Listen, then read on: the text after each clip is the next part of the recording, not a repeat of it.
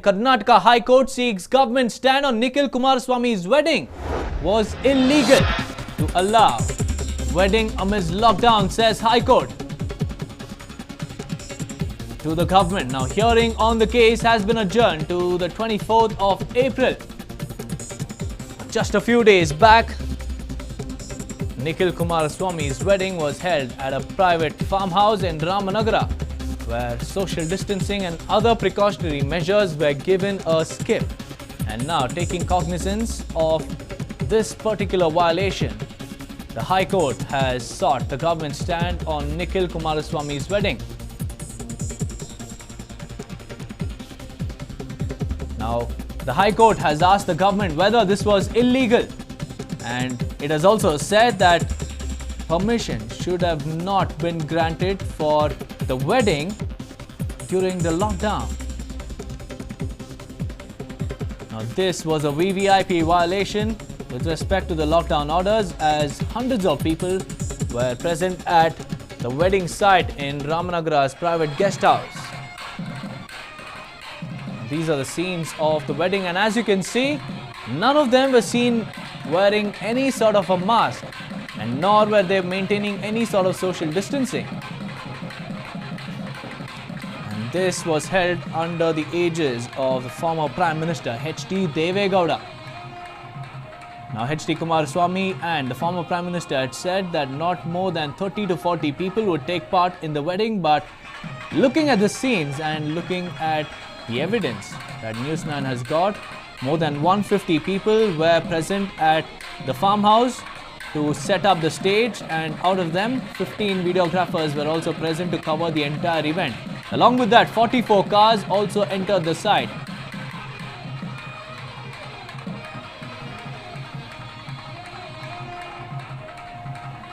Now, this is a serious violation. The former Prime Minister and the former Chief Minister of Karnataka have violated the lockdown orders by holding Nikhil Kumaraswamy's wedding during the lockdown. And although the permission was given for only a few people to attend the wedding, while also ensuring that they maintain social distancing and also take precautionary measures, none of them were followed, and everything was thrown to the wind by the Gowda family, which has a stronghold in Ramanagara.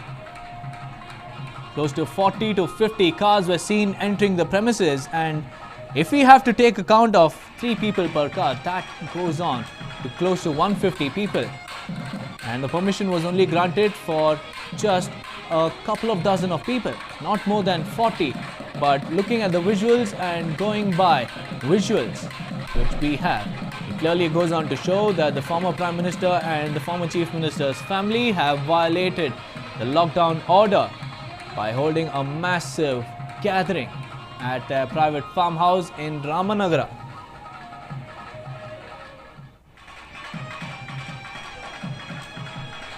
Now, the Chief Minister reacted on this incident. Now, let's take a listen in. ಎಲ್ಲ ಅನುಮತಿಯನ್ನು ಕೊಟ್ಟಿದ್ದು ಸರಳವಾಗಿ ಮಾಡಿದ್ದಾರೆ. ಅದನ್ನು ಚರ್ಚೆ ಮಾಡೋ ಅಗತ್ಯ ಇಲ್ಲ. ಅವರು ತಮ್ಮ ಬಂಧು ಬಳಗ ಇಷ್ಟು ದೊಡ್ಡ ಪ್ರಮಾಣದಲ್ಲಿದ್ದರೂ ಸಹ ತಮ್ಮ ಇತಿಮಿತಿಗಳಲ್ಲಿ ಮಾಡಿದ್ದಾರೆ. ಅದಕ್ಕೆ ನಾನು ಅವರಿಗೆ ಅಭಿನಂದನೆ ಸಹ ಸಲ್ಲಿಸ್ತೇನೆ.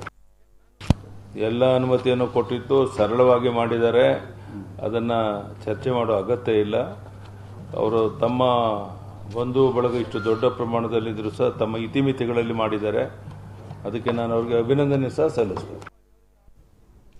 Well, that was the Chief Minister clearly stating that the wedding had not violated any sort of the lockdown orders, and said that everything was done in a low-key issue. Now, for more details on this, I'm being joined in by my colleague Pratibha, joining us from the newsroom. So, Pratibha, on the 17th of April, a massive wedding was organized at a private farmhouse owned by the Gowda family in Ramanagara, and that was a clear violation, as we could see a lot of people entering the premises. And now the Chief Minister said that it was a low-key affair given the kind of permission that was granted by the state government. So what do you think? The BJP is trying to cover up this entire issue? Well, on April 24th, we'll see what the Karnataka High Court is saying in this regard as well. Of course, now the case has been adjourned to April 24th. But more importantly, the High Court has now asked the state government, was it legal to hold this wedding or not? So, in the first place, when the lockdown is in place, ever since the WHO had even labelled it a pandemic, ever since that we know that, gatherings of over 50 people is not being allowed. And at the same time now, we had about over 100 people who had come into the wedding, and we saw the visuals as well. The visuals on our screens also show us that this was the situation. There was no one wearing masks at all in the wedding anywhere. The total number of people who had attended officially, Kumaraswamy himself has said that around 60 to 70 people of the family had attended the wedding. So that in itself, even in the official numbers that have been given by Kumaraswamy, that in itself is much higher than what is permitted, because only even for 50 people special permission is required, so it goes above that number as well. Apart from that, there were several vehicles involved, and not just the attendees at the event managers who went into all the arrangements that had been put in place. So it was a clear indication that it is a violation of the lockdown that is in place. So at a time like this, when the country is battling the pandemic, when the numbers are increasing in Karnataka, this is definitely a wedding that could have been avoided. All this while it was political, but now it has also taken a legal turn. Talking about the politics of it, this High Court observation could turn out to be quite troublesome for Chief Minister Yediyurappa as well, because on camera he has reacted. We played out that reaction as well. On camera he has said that there's nothing wrong with it. It has not made any violation at all. It had all the requisite permission. So he has put it on record that the state government had given permission for this wedding to be conducted. He also said on camera that he does not think it violates any of the lockdown norms. In fact, the family should also be congratulated. So politically, if you look at it, this is the statement that Chief Minister had said, and the Deputy Chief Minister, who is also the district in charge of Ramnagar,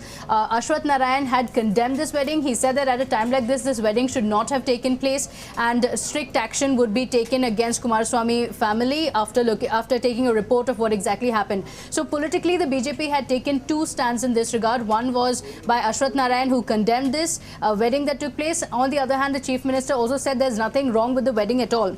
So since this is on record, politically it would have been a safe answer to give for the BJP with two opposing statements to come in. But the Chief Minister of the state, Yediyurappa, going on record to say, yes, we gave permission, there's nothing wrong with it. This could put him in a spot with the High Court now asking, is it even legal to hold such a wedding at a time like this? So not just trouble for Kumaraswamy and family members, because they have clearly flouted the norms of the lockdown. This was something that could have been avoided. There were hundreds of people there in attendance. There were over 40 vehicles that had been engaged for this wedding. Here as well, there was no social distancing whatsoever. They were not wearing masks as well. So it violates every norm of the lockdown that had been put in place. So it goes without saying. All this while, there was talk about how it could be politically denting for the Kumaraswamy family, but clearly now it has taken a legal turn as well. And the state government will now find itself in a fix while giving a response to the High Court, because there it can no longer give two separate answers or cannot give different reasonings. It will have to give one official stand of the state government on what it would be. High chances that the Karnataka High Court will also pull up the state government in this regard, because it is in clear violation of the lockdown that has been put in place. VIPs aside, there are people across the state who have been following the norms of the lockdown, and this is not the example that should have been set. When the High Court takes up the case, yet again, this was an email that was sent across to the High Court, and this is what happened in Karnataka. So the High Court has also taken note of it, a serious note of it, also asking for a response from the state government. So now we'll have to watch out for the response by the Karnataka government on what it says, because the Chief Minister has very clearly said that all the requisite permission had been granted to the family members, Deepa.